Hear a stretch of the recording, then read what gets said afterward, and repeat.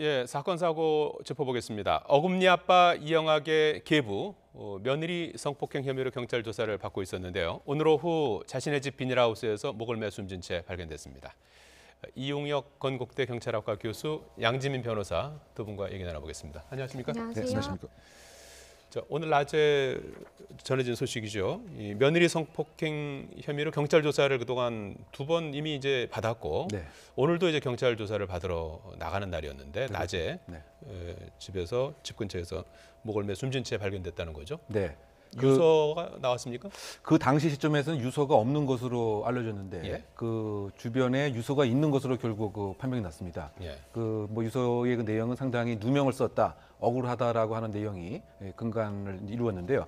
어쨌든 간에 그 1월 1시 27분에 집 앞에 있는 비닐하우스에서 목을 매서 자살하고 있는 것을 나가 있던 그 사실상의 부인이 돌아와서 이제 발견을 한 것으로 추정됩니다. 예. 거짓말 탐지기 조사도 받았고 또 오늘 그 오후에는 경찰서에서 추가 조사가 그 예정이 되어 있었습니다.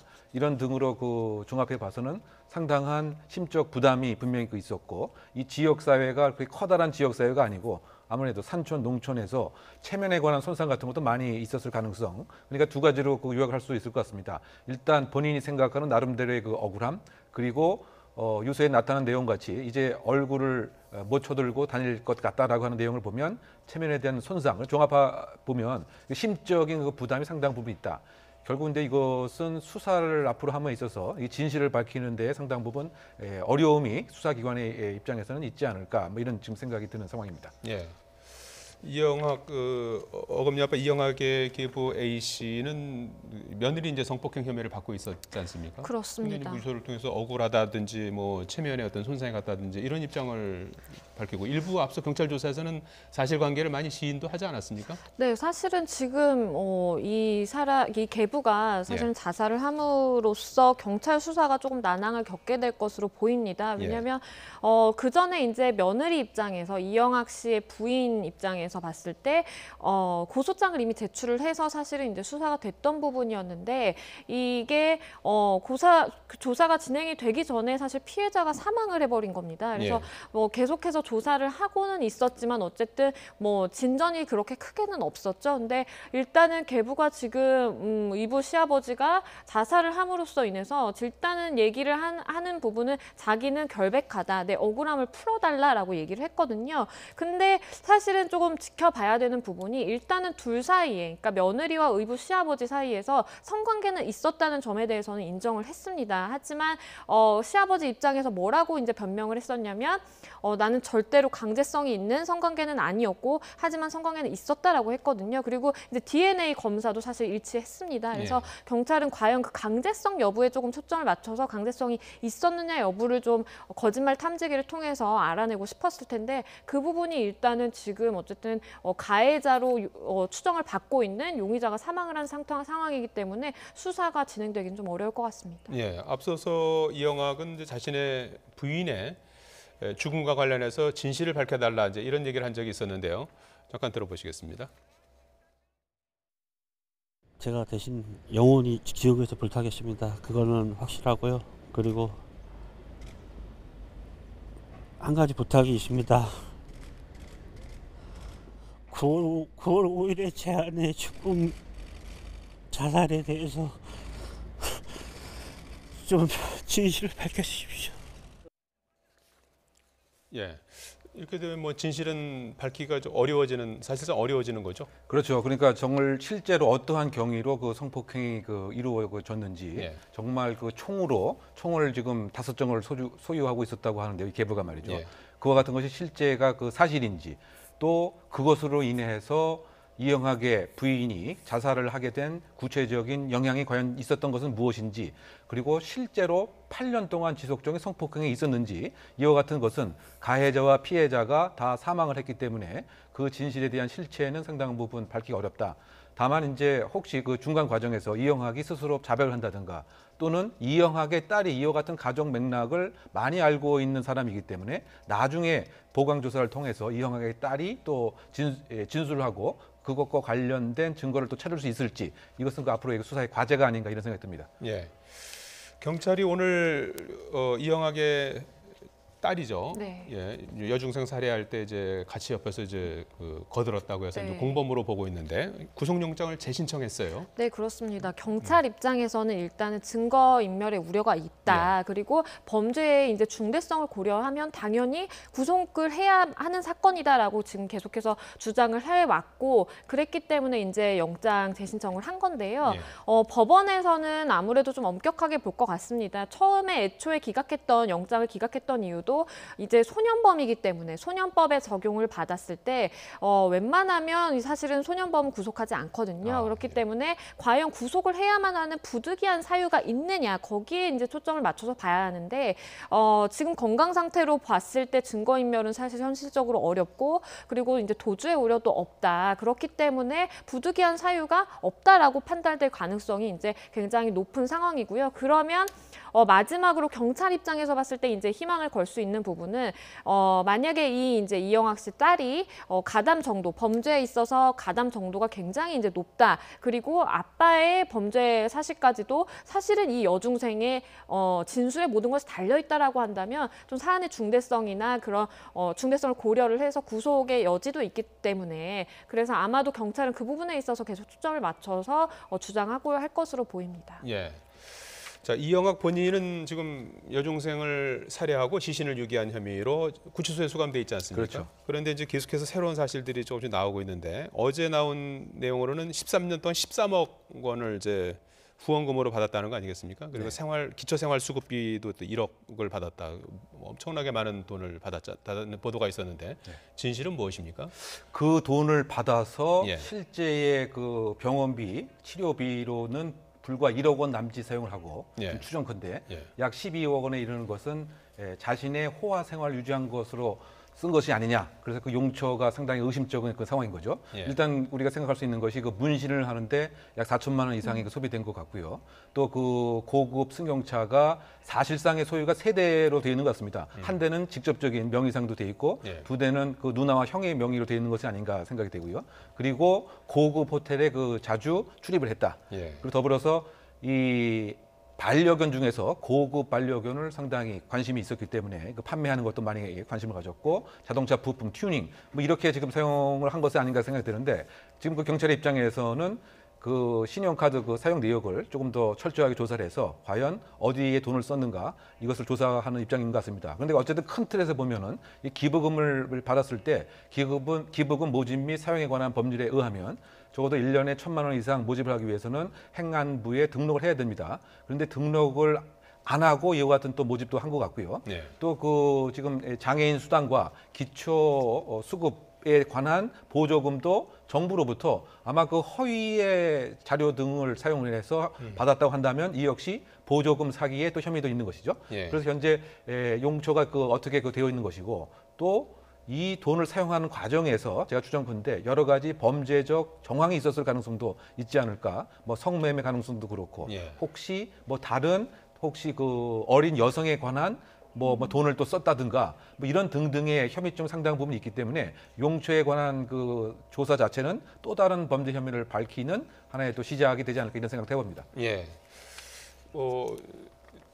딸의 친구인 여중생이 사망하고 부인이 또 사망하고 오늘은 이제 또 의붓 아버지가 사망하고 세 명이나 뭐 사망하고 뭐 다양한 형태의 또 범죄의 모습을 볼 수가 있는데 추가로 좀 밝혀내야 될 부분들이라면 어떤 거 볼 수 있을까요? 일단은 지금 이제 딸이 어느 정도 범죄에 가담했는지 여부도 사실 중요한 문제입니다. 많은 사람들이 이제 얘기를 하기를 딸은 이제 좀 피해자로 봐야 된다라는 인식도 일부는 있기는 하지만 사실은 딸이 행한 행위를 보면 친구에게 직접적으로 수면제를 먹이고 네. 그리고 사체 유기에 있어서도 굉장히 많은 이제 도움을 줬거든요, 아빠에게. 그래서 그런 부분에 있어서 아무리 이제 뭐 소년법에 적용을 받는 소년범이라고 하더라도 소년법에 따라서 뭐 그 해당하는 책임을 지면 되는 것이지 결코 그 책임이 없어지는 것은 아니기 때문에 딸이 이제 범죄에 가담한 정도도 굉장히 중요하게 살펴봐야 될 것 같고요. 그리고 이제 이영아 그 자체 그 당사자에 대해서도 지금 계속해서 얘기를 하는 게 아내 성폭행에 대한 억울함을 밝혀달라도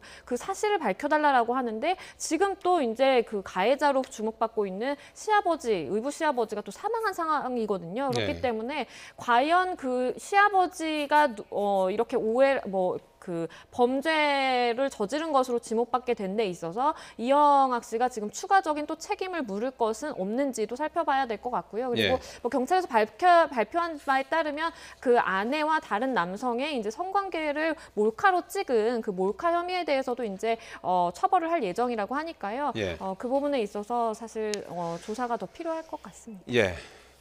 자, 이웃집 계획에 물린 뒤에 사망한 한일관 대표 혈액에서 최종 녹농균이라는 게 나왔다는 거 아니겠습니까? 네. 그동안에 이제 그 계획에 물려서 이제 폐혈증으로 숨진 걸로 이렇게 돼 있었는데 네. 녹농균이라는 게 추가가 되면서 이게 좀 어떻게 될지 네. 사망의 직접적인 원인이 무엇이냐 다시 이제 원점으로 돌아가는 것 같은 느낌이에요. 그렇죠. 그렇다고 봤을 때 농균이 어디에서 감염이 되느냐 예. 이것이 이제 새로운 관점으로 떠올랐습니다. 예. 즉 개의 이빨 또는 침 등에서 옮겨진 것이냐 아니면 제3의 장소 집 또는 병원에서 옮겨진 것이냐 이것이 사실은 또 사망의 상당 인과관계를 밝히는 이제 중요한 그 요소가 되는 것이죠. 예. 그러니까 녹농균이라고 하는 것이 그야말로 한문처럼 녹색 고름이라고 하는 이제 세균성 병균인 것이죠. 네. 그래서 이것이 혈액을 통해서 급속하게 퍼지게 되면 예.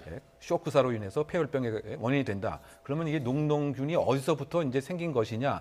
이것이 지금 중요한 이 사안에 과연 병사냐 아니면 예. 과실치사냐 여부를 결정짓는 중요한 또 쟁점으로 떠오르고 있는 상황입니다. 예, 논란이 일자 최시원 씨 측은 반려견의 입에서 녹농균이 없다 이런 소견서를 제출했다고 그래요. 네, 그 최시원 씨 입장에서는 일단은 원인이 사인이 녹농균이다라고 하니까 예. 그러면 우리 개한테는 녹농균이 발견되지 않았다라고 하면서 조금 책임을 회피하는 듯한 그런 조금 입장을 보였어요. 그러다 예. 보니까 사실 유족 입장에서는 굉장히 이 부분이 조금은 자극이 된 것 같습니다. 지금 그래서 화장까지 다 한 상태 아닙니까? 네, 화장까지 다 한 상황이고 예. 사실은 이제 그 녹농균의 감염 경로를 지금 와서 밝혀내기라는 현실적으로는 좀 굉장히 어려운 부분이 있다라고 이제 많은 전문가들이 얘기를 하고 있는데요. 예. 유족 입장에서는 사실 지금까지 그렇다 의견 표명을 하지 않고 있다가 최시원 씨 측에서 우리 개의 입에서는 녹농균이 나오지 않았다라고 하니까 거기에 대해서 그 결과를 믿을 수 없다라는 입장을 또 밝혔거든요. 예. 그래서 사실은 유족 측에서 밝히기로는 그 당시에 개를 깨끗하게 한 상황에서 뭐 검사를 받았으면 녹농균 충분히 검출되지 않을 수도 있는 것이고 수의사 소견서를 믿을 수 없고 그렇죠. 뭐 구강을 씻고 검사를 받았을 수도 있는 게 아니냐 이런 주장을 했어요. 그렇죠. 그렇기 예. 때문에 이제 유족 입장에서는 그런 조금의 책임에 있어서 성급기에 대해서 일단은 그 검사 결과를 믿을 수가 없는 상황이고 물론 병원에서의 감염도 전혀 이제 가능성을 배제할 수는 없지만 하지만 일반적으로 개를 통해서 녹농균이 감염되는 그 가능성이 또 제로가 아니기 때문에 네. 그 가능성도 충분히 있을 수 있다라고 유족 측에서는 조금의 반발을 하고 있습니다. 그러니까 예. 이 부분이 이제 그 구청에서는 말이죠. 그 예. 광견병 접종 증빙에 관한 서류를 달라 이렇게 했는데 요구하지 않은 그 녹농균이 없다라고 하는 것을 추가적으로 낸 것에 대해서 상당히 의아스럽게 생각을 하고 있는 것이죠. 예. 그러니까 이것은 구청에서 요구하지 않은 사항을 어느새 그렇게 준비를 했느냐. 그러니까 그 개의 그 치아라든가 입안에 있는 것을 다 검사를 해서 시료를 채취해 봤더니 이것은 전혀 반응이 안 나왔다. 이것은 이제 구청이 요구하지도 않은 사항인데 미리 앞서서 이렇게 제출한 거에 대해서 예. 상당 부분 유가족 측의 입장에서는 조금 마음이 상한 지금 이런 상황이 아닌가 이렇게 예측이 되는 거죠. 예. 그러다 보니까 이제 병원으로도 좀 불똥이 좀 튀니까 병원에서도 워낙 짧은 시간 병원에 머물렀기 때문에 녹농균 감염됐을 가능성이 없다. 이제 이런 입장을 또 밝히고 있습니다. 들어보시겠습니다. 병원 체류 시간이 각각 진료한 그 시간이 1시간 이내가 안 됩니다. 그 시간에 병원에 갔는데 가능성은 저희는 전혀 없다고 봅니다.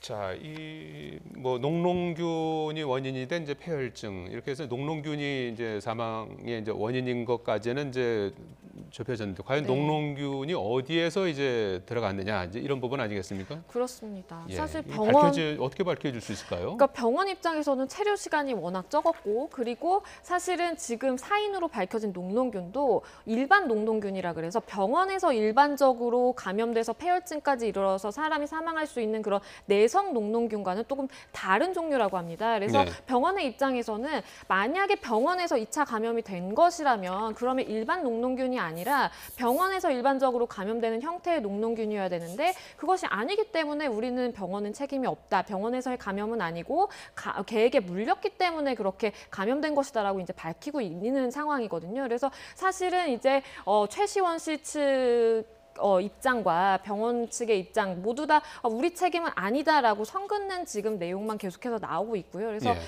전문가들의 이제 얘기를 들어보면 사실은 개에 물린 것 조금 그리고 병원에서도 뭐 예를 들어서 조금의 병원균이 이제 침투를 했다면 그런 조그마한 것들이 모두 다 합쳐져서 사실은 사망에 이를 수 있는 것인데 이것에 대해서 그럼 누구 책임이냐, 사망이 누구 책임이냐라고 한다면 그건 너무 이제 입증하기가 힘들어진다는 거죠. 그래서 사실은 이게 만약에 법적으로 소송을 가든 뭐 형사 책임을 묻든 간에 책임 여부에 대해서 명쾌하게 입증하기는 사실상 좀 힘들어 보입니다. 예, 앞으로 어떻게 진행이 될지 좀 지켜봐야 될 것 같습니다.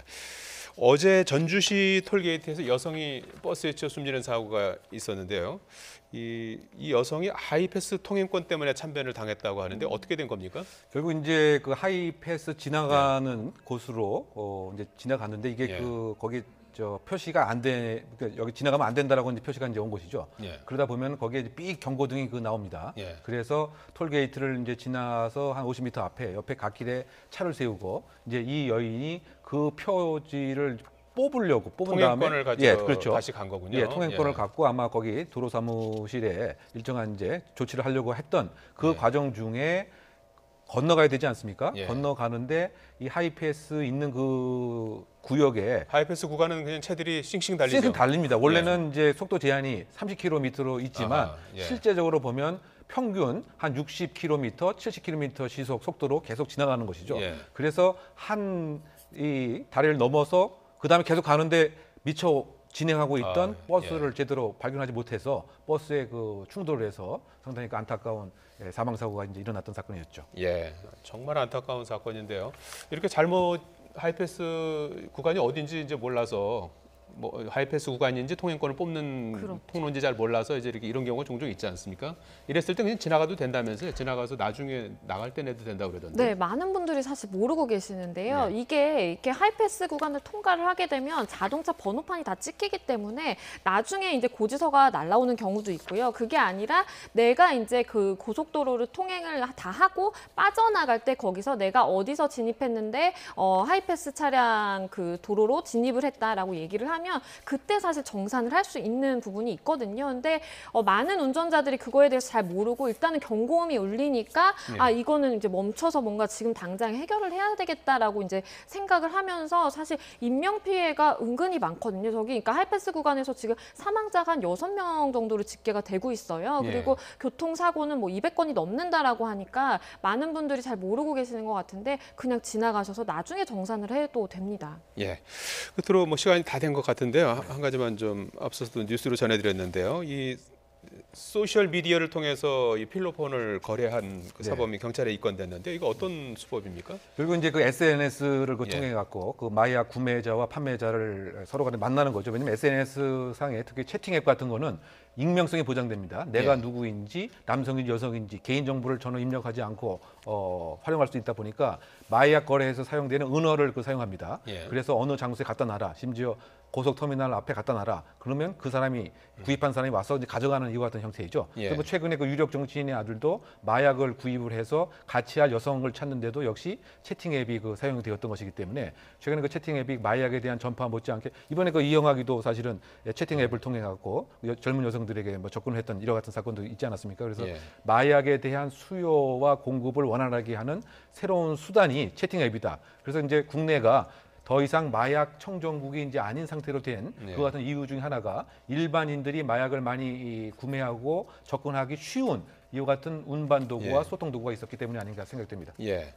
뭐 당연히 뭐 처벌받죠? 네, 그렇습니다. 마약류 관리법 위반으로 당연히 이제 처벌을 받고요. 물론 이런 SNS, 그러니까 신종 수법인데요. SNS를 통해서 이렇게 뭐 마약을 산다든지 아니면 뭐 판다든지 이런 거에 대해서 사실은 적발이 좀 어려운 부분이 있는데 경찰도 모니터링을 더 강화한다고 지금 입장을 밝혔기 때문에 결코 SNS를 통해서 그렇게 거래하는 게 안전하다라고 생각하시면 절대 안 되겠습니다. 보고 있는 거죠? 지켜보고 있는 거죠? 그렇습니다. 경찰에서도 그 신종 수법에 대해서 이미 다 파악을 했고요. 모니터링을 더 감시하겠다고 밝혔습니다. 예, 사건 사고 짚어봤습니다. 이웅혁 건국대 경찰학과 교수, 양지민 변호사였습니다. 고맙습니다.